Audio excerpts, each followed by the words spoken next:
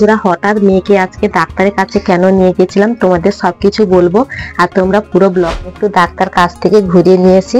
তো আজকে দুপুরবেলা নিয়ে গেছিলাম, ডাক্তার বলল আমি আর একটা ওষুধ দিচ্ছি, এটা খাওয়ালে পেটের সব সমস্যা দূর হয়ে যাবে। পান্তাটা একটু টক টক মতন হয়ে গেছে, এখন জল দিয়ে ভালো করে ধুয়ে নিতে হবে। আর এই পান্তাটা না যদি ধুই তোমাদের দাদা ভাই খাবে না, তো আমার কোনো সমস্যা নেই, আমি খেয়ে নেব। হ্যালো বন্ধুরা, তোমরা সবাই কেমন আছো? আরো একটা নতুন ব্লগ ভিডিওতে তোমাদের সবাইকে স্বাগত জানাই। আর বন্ধুরা হঠাৎ মেয়েকে আজকে ডাক্তারের কাছে কেন নিয়ে গেছিলাম তোমাদের সবকিছু বলবো, আর তোমরা পুরো ব্লগটি দেখতে থাকো।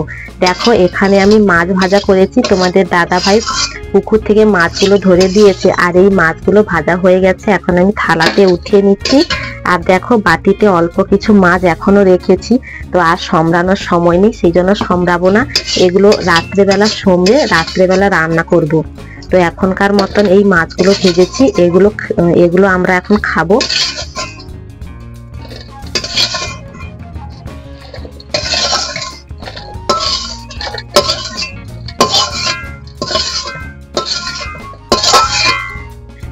আর দেখো সব মাছ উঠানো হয়ে গেছে, তো এখন পান্তা ভাত খাবো। তো মেয়েকে ডাক্তার কাছ থেকে ঘুরিয়ে নিয়ে আসতে অনেকটা দেরি হয়ে গেছে, সেই জন্য আর রান্না করিনি, এখন পান্তা ভাত খাবো।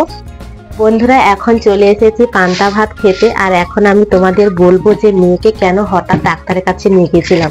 তো মেয়ে সকাল দিয়ে খুব সুন্দর ছিল, একটু যখন বেলা হয় মেয়ে একটু পাতলা পায়খানা করা শুরু করে দিল।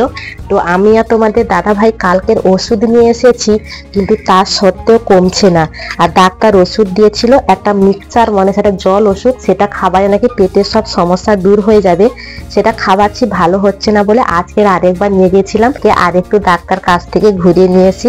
তো আজকে দুপুরবেলা নিয়ে গেছিলাম, ডাক্তার বলল আমি আর একটা ওষুধ দিচ্ছি, এটা খাওয়ালে পেটের সব সমস্যা দূর হয়ে যাবে।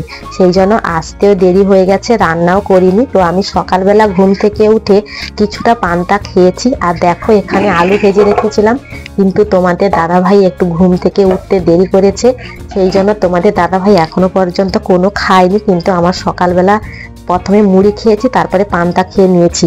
তো এই পান্তাটা একটু টক টক মতন হয়ে গেছে, এখন জল দিয়ে ভালো করে ধুয়ে নিতে হবে। আর এই পান্তাটা না যদি ধুই তোমাদের দাদা ভাই খাবে না, তো আমার কোনো সমস্যা নেই, আমি খেয়ে নেব। দাদা ভাইয়ের একটু সমস্যা হবে, সেই জন্য ভালো করে আমি জল দিয়ে ধুয়ে দিচ্ছি, তারপরে তোমাদের দাদা ভাইকে খাবার দেব, আমি খাবো।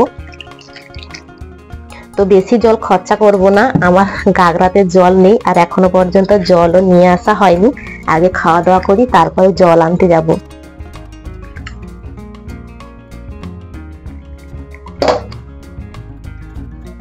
বন্ধুরা এখন আমরা খাওয়া দাওয়া করব। আর ভিডিওটা বেশি বড় করলাম না, ভিডিওটা কেমন হয়েছে অবশ্যই কমেন্ট করে বলবে।